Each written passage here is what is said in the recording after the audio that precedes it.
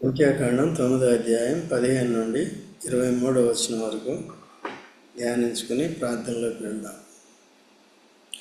వారు మందిరమును నిలబెట్టిన దినమున మేఘము సాక్ష్యపు గుడారములోని మందిరమును కమ్మెను. సాయంకాలం మొదలుకొని ఉదయం వరకు అగ్ని వంటి ఆకారము మందిరం మీద ఉండెను. నిత్యము అలాగే జరిగెను. మేఘము మందిరమును కమ్మెను. రాత్రి యందు అగ్ని వంటి ఆకారము కనబడెను. ఇక్కడ ఇశ్రాయేలును కూడా దేవుడు విడిపించిన తర్వాత అరణ్యంలో వారిని నడిపించే రీతిని మనం చూస్తున్నాం. అందుకనే ఈ లోకంలో మన ఇష్టానుసారంగా నడుచుకున్నాం. అయితే ఇప్పుడు ప్రభు అయిన యేసుక్రీస్తునందు విశ్వాసం ఉంచిన తర్వాత ఎలా నడుచుకోవాలి?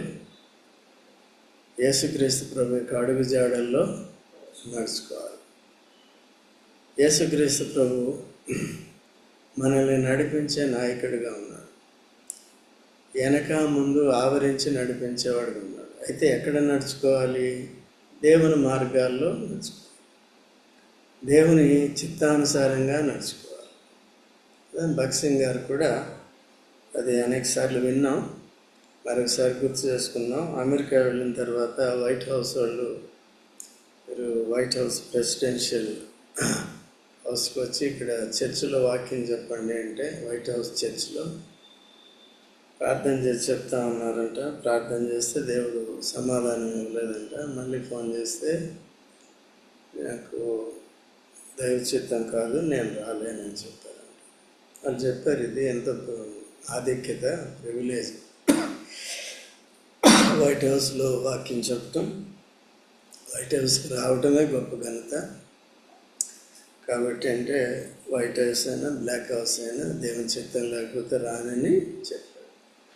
కాబట్టి మనం కూడా ఇప్పుడు దేవుని మార్గాల్లో మనం నడుచుకోవాలి. దావీదు కూడా చెప్తాడు కీర్తన 1లో ఎలా నడుచుకోవాలంట, దుష్టుల ఆలోచన చొప్పున. దుష్టులు అంటే ఎవరంటే అవిశ్వాసులైన వారు. వారు చెప్పేవన్నీ లోకానుసారంగా ఉంటాయి, సాతానికి సంబంధించినవిగా ఉంటాయి.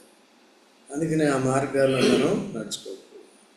ఇశ్రాయేలు కూడా ఐగుప్తులో ఉన్నప్పుడు ఇష్టానుసారంగా నడుచుకున్నారు. అయితే దేవుడు ఏం చేశాడంటే వారిని గొర్రెపిల్ల రక్త ప్రోక్షణ ద్వారా ఎర్ర సముద్రాన్ని పాయలు చేసి బాప్తిసం ద్వారా లోకం నుంచి వేరు చేసి తన మార్గాల్లోకి తీసుకుని వచ్చాడు. అయితే 40 సంవత్సరాలు అరణ్యంలో దేవుడు వారిని నడిపించినప్పటికీ కూడా వారు దేవునికి ఇష్టలుగా ఉండలేదు. అనేక మంది ఇష్టలుగా ఉండలేదు. సో మనం 1 కొరింథీ 10వ అధ్యాయంలో చూస్తాం కదా, చూడండి. 1 కొరింథీ 10వ అధ్యాయం ఫస్ట్ 1వ వచనం చదవండి, త్వరగా చదవండి. సహోదరులారా, ఈ సంగతి మీకు తెలియకుండా నాకు ఇష్టం లేదు. అదేమనగా మన పితరులందరూ మేఘము కింద నుండి వారందరూ సముద్రంలో నడిచిపోయి అందరూ మోషేను బట్టి మేఘంలోను సముద్రంలోనూ బాప్తిసం పొందిరి. అందరూ ఆత్మ సంబంధమైన ఒకే ఆహారమును భుజించిరి. అందరూ ఆత్మ సంబంధమైన ఒకే పానీయమును పానం చేసిరి. ఏలయనగా తమను వెంబడించిన ఆత్మ సంబంధమైన బండలోనిది త్రాగిరి. ఆ బండ క్రీస్తే. తర్వాత అయితే వారిలో ఎక్కువ మంది తక్కువ మంది కాదండి. వారు ఏం చేశారు? యేసుక్రీస్తు ప్రభు అంటే మన్నాను భుజిస్తూ వచ్చారు. తర్వాత ఇంకేం చేశారు? బండలోని నీళ్లు తాగుతూ వచ్చారు. అయితే ఎక్కువ మంది ఏం చేశారు? అయోగ్యంగా పాల్గొన్నారు, ఇష్టలుగా లేరు. ఇష్టలుగా లేరంటే అర్థం ఏంటి? ఇష్టలుగా లేరంటే అర్థం ఏంటి? బాగా చెప్పారు. దేవుని మార్గాల్లో చూడండి. ఏప్రిల్కి రాసిన పత్రిక 11:6. ఏప్రిల్కి రాసిన పత్రిక 11:6. విశ్వాసము లేకుండా దేవునికి ఇష్టలైనట్టు అసాధ్యం. సాధ్యం కాదు, అసాధ్యం. కొంత కూడా సాధ్యం కాదు, అసాధ్యము. ఉన్నాడని అది. కాబట్టి దేవుడు అద్భుతమైన రీతిగా దృశ్యుడైనప్పటికీ కూడా వారి ఎదుట దృశ్యమైన కార్యాలు చేసి ఆశ్చర్యకరమైన కార్యాలు చేసి వారిని విడిపించి తీసుకుని వచ్చాడు. అయినప్పటికీ కూడా వారికి మన్నా ఇచ్చి నడిపిస్తున్నాడు. రాత్రి వేళ అగ్నిస్తంభంగా, పగలు మేఘస్తంభంగా ఉండి వారి మీద ఉండి వారిని నడిపిస్తున్నాడు. అయినప్పటికీ కూడా వారు ఏం చేశారు? దేవునికి ఇష్టలుగా నేటి క్రైస్తత్వాన్ని, లేకపోతే దేవుని బిడ్డలని చెప్పుకునే మనము ఎక్కువ మందా తక్కువ మందా కదా? అయోగ్యంగా పాలు పొందే వారి లిస్టులో జాబితాలు ఉండకుండా జాగ్రత్తగా చూసుకోవాలి. ఓకే, వారం వెంబడి వారం మన ప్రవర్తన ఎప్పుడు కూడా సరి చేసుకోవాలి. సో అలాగా దేవుని మార్గాల్లో నడుచుకోవడానికి ఇష్టపడాలి. చూడండి, కీర్తన 119, కీర్తన 119 మొదటి 2 వచనాలు చదవండి.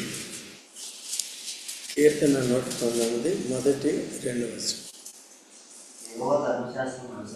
యెహోవా ధర్మశాస్త్రమును అనుసరించి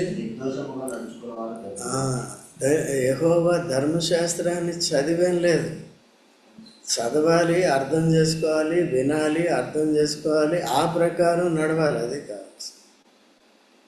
ఈనాడు బోధకులకు కూడా ఎంత చెప్పినా అర్థం అవ్వట్లేదు. మీలో ప్రవర్తన లేదయా, ముందు ప్రవర్తన నేర్చుకోండి, ప్రవర్తన నేర్చుకుని ఇతరులకు బోధించండి అంటే అది అసలు పట్టించుకోవట్లేదు కదండి. ఏం చేయాలి? మనం చెప్పేవారు వినేవారంతా వాక్యాన్ని నేర్చుకుని ధర్మశాస్త్రం చెప్పినట్టుగా వాళ్ళు ఇశ్రాయేలు చేయాలి.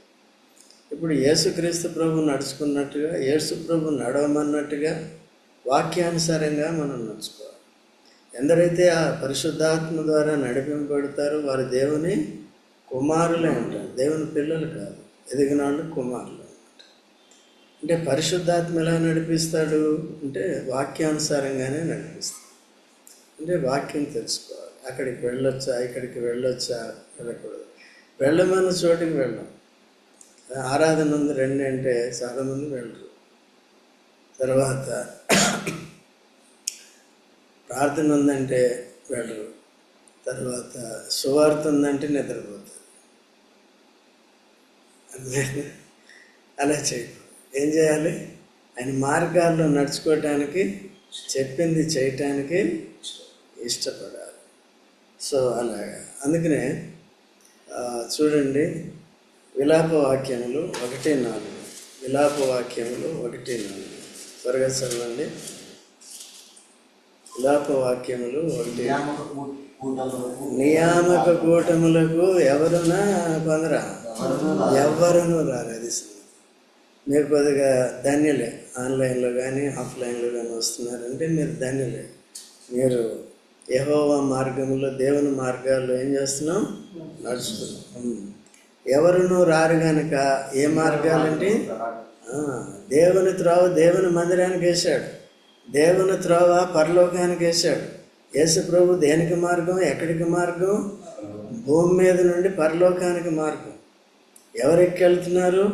ఎవరైతే క్రీస్తుని రక్షకుడిగా, ప్రభువుగా అంగీకరించారో, యేసు రక్తంలో కడగబడ్డారో వారు యేసుక్రీస్తు మార్గంలో ఎక్కడికి చేరుకుంటున్నారు? పరలోకానికి కదా. ఇరుకు మార్గము అంటే మానవ బుద్ధి ఉపయోగించకుండా దేవుడు చెప్పినట్టు చేసేది ఇరుకు మార్గం. ఇరుకు మార్గం అంటే పెద్ద కష్టమైంది ఏమీ కాదు. మనం చేసేది ఏమీ లేదు. ఏం కష్టం చెప్పండి? పాత నిబంధనలోనే కష్టం కదండి. వాళ్ళు ఐగుప్తులో ఉన్నప్పుడు నిజంగా బానిసత్వం చేశారు, తట్టుకోలేకపోయారు. బయటకు వచ్చిన తర్వాత అరణ్యంలో ప్రయాణం చేయాలి. ఎంత భయంకరమైన పరిస్థితి. అయినప్పటికీ వారు వేసుకున్న ఒక్క డ్రెస్, ఒక్క అంగి ఏం కాలేదు, చినిగిపోలేదు, పాతది అవ్వలేదు, ఉతకటానికి కూడా మైలు పట్టలేదు, చెప్పులు కూడా అరిగిపోలేదు. అది ఎండ దెబ్బ తగలకుండా రాత్రి మేఘస్తంభం, పగలు మేఘస్తంభం, రాత్రి అగ్ని. వెన్నెల దెబ్బ తగలకుండా చూడండి. కీర్తన 121 5-6 వచనాలను చదవండి. కీర్తన 121. యెహోవాయే నిన్ను కాపాడువాడు, నీడగా ఉండను, పగలు ఎండ దెబ్బ అయినను పగలు ఎండ దెబ్బ అయినను నీకు తగలదు, తగలదు, రాత్రి వెన్నెల దెబ్బ అయినను వెన్నెల దెబ్బ అయినను. తగలదు. ఆయన మార్గాల్లో నడుచుకున్న వారికి అంత భద్రత. ప్రకృతి కూడా ఏమీ చేయకుండా కాపాడుతాడు. అయితే ఇప్పుడు ఇంటింటి సువార్తకి వెళ్ళటానికి ఇంత తీవ్రమైన ఎండలో కూడా కొంతమంది సహోదరులు వస్తున్నారు. కొంతమంది అయితే ఆగిపోతున్నారు భయపడి, కొంతమంది వస్తున్నారు. వాళ్ళు కూడా ఒక వారం భయపడితే దేవుడు తోడుగా ఉంటాడు, వెళ్ళండి అంటే వెళ్ళారు. తర్వాత నుంచి ఉండండి అంటే ఉండట్లేదు. ప్రతి వారం ఏం చేస్తున్నారు? కూర్చోండి, ఇక్కడ కూర్చోండి అంటే వెళ్ళిపోతున్నారు. అర్థమైందా? సో ఇటువంటి ప్రతికూల పరిస్థితుల్లోనే దేవుని మార్గాల్లో నడుచుకునేది నేర్చుకోవాలి. అప్పుడు ఏం చేస్తాడు? దేవుని కాపుదల. ఇంట్లో పండుకున్నాం అనుకోండి, ఎందుకు కాయాలి నిన్ను? అర్థమైందా? వారికి డేంజర్స్ ఆవరించి ఉంటాయి కదా. దేవుని మార్గాల్లో నడుచుకోకుండా, దేవుని క్రియలు చేయకుండా, దేవుని సన్నిధికి రాకుండా, దేవుని వాక్యాన్ని వినకుండా చెవులు మూసుకునే వారందరికీ ఏమవుతుందండి? అపాయాలు పొంచి ఉంటాయి. అందుకనే ఇవన్నీ కూడా సరిగా నేర్చుకుంటాం. రాత్రి వెన్నెల దెబ్బ, పగలు ఎండ దెబ్బ కూడా తగలకుండా ప్రకృతి నుంచి కూడా కాపాడుతుంది. ఓకే, అలాగా దేవుని సేవ చేస్తూ వచ్చారు. మనం కూడా కొద్ద గొప్ప అంత తీవ్రంగా లేనప్పటికీ కూడా కొంత చేసేవారుగా ఉంటారు. ఇక్కడ కూడా ప్రత్యక్ష గుడారం అయిపోయిన తర్వాత, దాన్ని నిలబెట్టిన తర్వాత ఎవరు వచ్చారు? ఫస్ట్ దేవుడు ఎవరు వచ్చారు? అగ్నిస్తంభంగా ఏమైంది చూడండి. నిలవబెట్టిన దినమున మేఘము సాక్ష్యపు గుడారములో మందిరాన్ని. ముందేమొచ్చింది? మేఘం వచ్చింది. ఎందుకు వచ్చింది? చదవరేంటే ఏం చూస్తున్నాం? ఏం చూస్తున్నాం? దినమున సాక్ష్యం మేఘం. మేఘం అంటే ఎందుకు వచ్చింది? అది ఎండ కాబట్టి, ఉదయం కాబట్టి వచ్చింది. ఓకే, ఎప్పటి వరకు ఉంది? సాయంకాలం. తర్వాత సాయంకాలం ఏమొచ్చింది? సాయంకాలం మొదలుకొని ఉదయం వరకు అగ్ని వంటి ఆకారం మందిరం మీద ఉంటుంది. ఓకే, అగ్ని ఉంటుంది. చూసారా? కాబట్టి రాత్రి వెలిగిచ్చాడు, పగలేమిచ్చాడు? ఎండ దెబ్బ తగలకుండా కాపాడుతూ. తర్వాత 16వ వచనంలో నిత్యమును అలాగే జరుగును, మేఘము మందిరమును కమ్మెను, రాత్రి అందు అగ్ని వంటి ఆకారము. సో తన మహిమను దేవుని మందిరంలో మేఘము ద్వారా కనపరిచాడు. ఈవెన్ మోషే కూడా ఎంటర్ అవ్వలేకపోయాడు. అటువంటి పరిస్థితి దేవుని మహిమ అట్లా. ఇప్పుడు సామాన్యంగా మనం ఏమనుకుంటామంటే దేవుని మహిమ మహా తేజస్సుతో కూడిన కదా. అయితే మేఘములో కూడా తన మహిమను ఏం చేస్తాడు? చూపిస్తాడు. చీకటిలో కూడా తన మహిమను చూపిస్తాడు. ఇంకో మాటలో చెప్పాలంటే మన హృదయాల్లో ఏముంటూ వచ్చింది? చీకటి. ఎప్పుడు వెలుగు వచ్చింది? ఎప్పుడైతే సువార్త అనే మేఘస్తంభం, సువార్త అంటే అగ్నిస్తంభం వచ్చిందో, వెలుగు వచ్చిందో, అప్పుడు చీకటి ఏమైపోయింది? తర్వాత ఏమొచ్చింది? దేవుని మహిమని చూడండి. 1 కొరింథీ 4:7. 1 కొరింథీ 4:7. 1 కొరింథీ 4.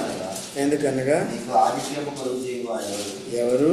నీకు కలిగిన వాటిలో పొరుని వలన నీవు పొందినది ఏది? పొంది ఉండి పొందినట్టు నీవు అతిశయింపనేలా. పొంది ఉండి పొందినట్ట పొందినట్టు అతిశయింప. ఇదివరకే మీరేమీ పొదవలేక తృప్తి లేదు. ఈ మంటి ఘటంలో మహాదేశం 2 కొరింథీ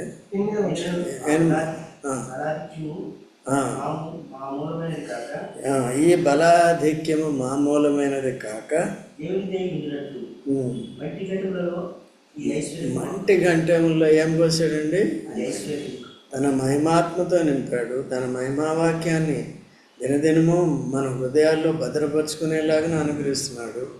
హృదయాన్ని పవిత్రపరుచుకునేలాగా తర్వాత దేవుని మార్గాల్లో నడుచుకునేటట్టుగా మనల్ని కూడా సిద్ధపరుస్తున్నాడు. ఆ దినాల్లో ఇశ్రాయేలుని కూడా నడిపించాడు. ఈ దినాల్లో కూడా తన కుమారుడిని యేసు ప్రభుని నిత్య జీవానికి మార్గంగా చేసి ఆ మార్గంలోనికి మనల్ని తీసుకుని వచ్చి నడిపిస్తున్నాడు.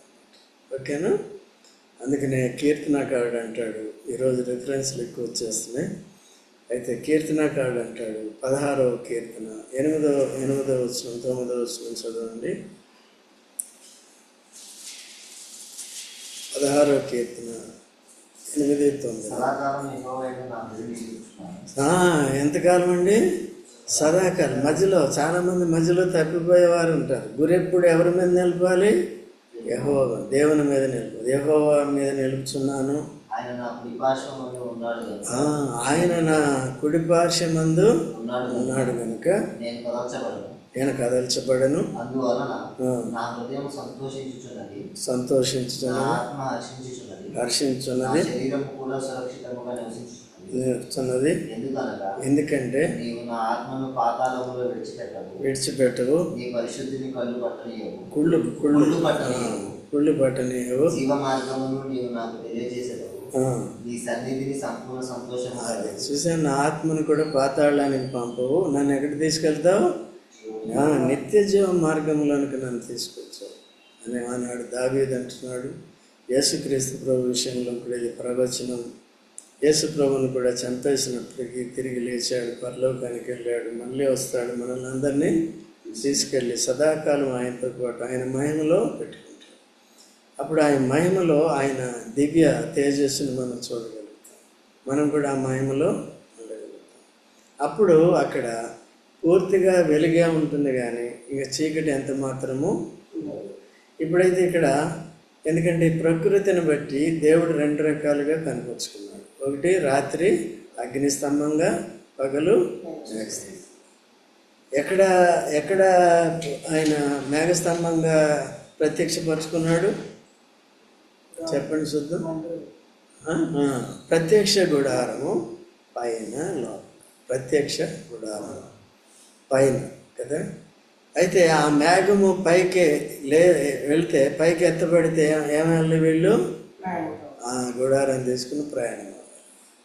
అది 6 నెలలైనా 5 నెలలైనా సంవత్సరమైనా ఒకవేళ అట్లాగే ఉండి ఏం చేయాలి? అక్కడే ఉండాలి. అది దేవుని నడిపింపును బట్టి నడుచుకోవాలి. ఇశ్రాయేలు దేవుడు అట్లా నడిపించాడు కదా. అయితే మనం ఏంటంటే విచ్చలవిడిగా నడుచుకోవటానికి లేదు. నా ఇష్టమైతే వస్తాను, లేకపోతే లేదు. సంఘం మీకు అందరికీ వాక్యాన్ని తెలియచేయడానికి సీరియస్గా ఉదయం నుంచి రాత్రి సాయంకాలం వరకు కూడా అనేక రీతిలుగా వాక్యం చెప్తున్నాం. ప్రార్థనా కోరికలు ఉంటున్నాయి. ఎవరి కొరకు? మీ కొరకు ప్రార్థన చేయటానికి, అందరి కొరకు ప్రార్థన చేయటానికే మనమందరం. తర్వాత అందరూ కలిసి పరిచర్య చేయటానికే ఇవన్నీ ఉన్నాయి. అయితే కొంతమంది దాన్ని లక్ష్య పెట్టట్లేదు. అలా చేయకూడదు. ఎవరికి నష్టం వస్తుంది? దేవుడు నాకు తోడుగా ఉన్నాడంటే లేదు. మహిమా స్వరూపి అయిన ఆత్మ నీ మీద నిలిచి ఉండాలి, నా మీద నిలిచి ఉండాలంటే దానికి ప్రతికూల పరిస్థితుల్లో కూడా మనం సాక్షులుగా ఉండేది నేర్చుకోవాలి కదా. తర్వాత 18వ వచనం,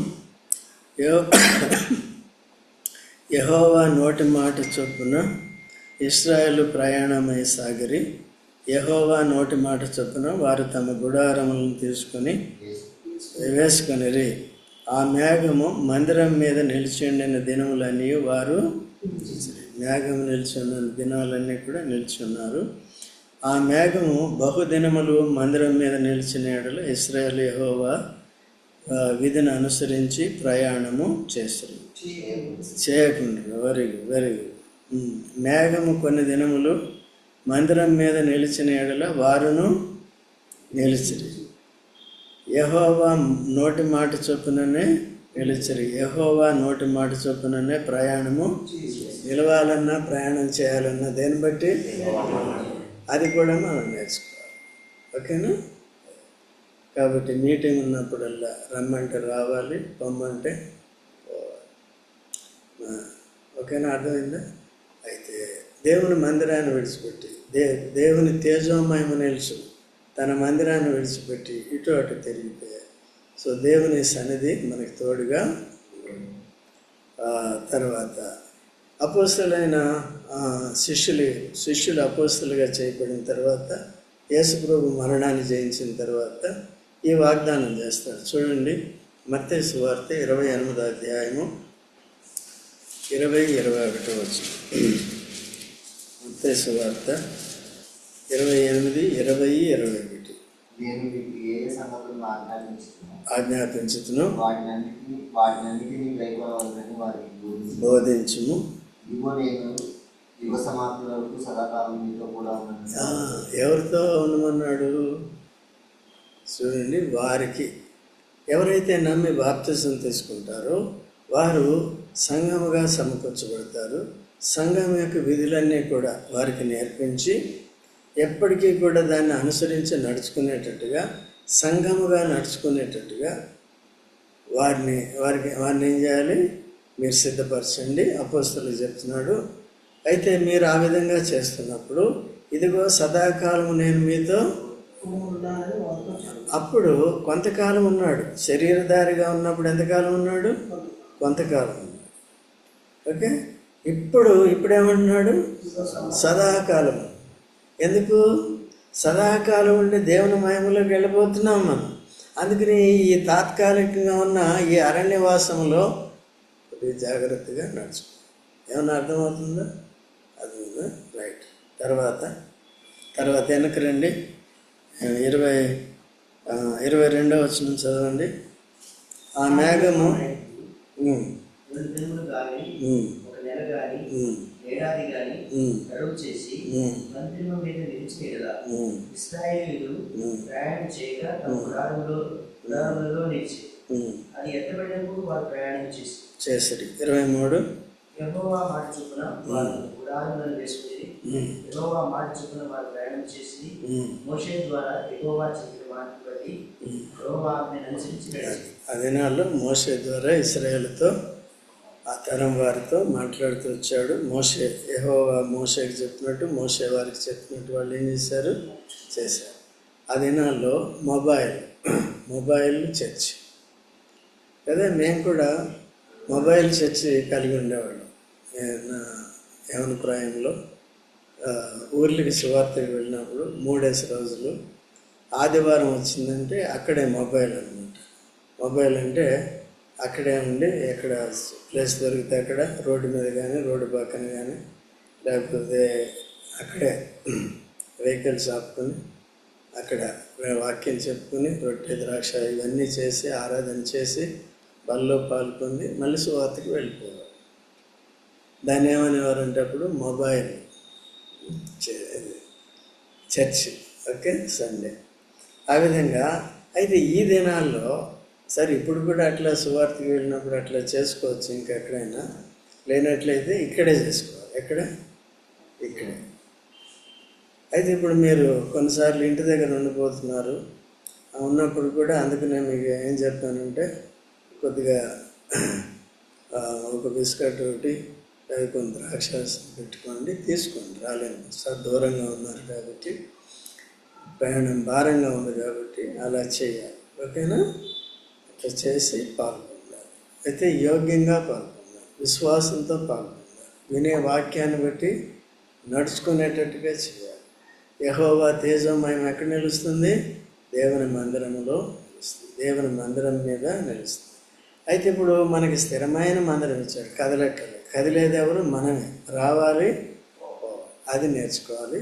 సో అలా సిద్ధపడి వాక్యం నేర్చుకుంటూ ఏ పరిచర్య అయితే ఆ పరిచర్య చేయటానికి సిద్ధంగా ఉన్నప్పుడు సదాకాలము దేవుని సన్నిధి తోడుగా ఉంటుంది కదా. ఏ సంగతులు నేను మీకు ఆజ్ఞాపించుతున్నా వాటన్నిటిని వారు గైకొన్నట్లు వారికి బోధించింది. సో ఇక్కడ ఏ సంగతులు అయితే వాళ్ళకి చెప్పాడో ఆ సంగతులు ఏంటో మనం తెలుసుకుని మనం కూడా బోధింపబడి ఆ ప్రకారం నడుచుకోవాలి. ప్రార్థన చేసుకున్నాం.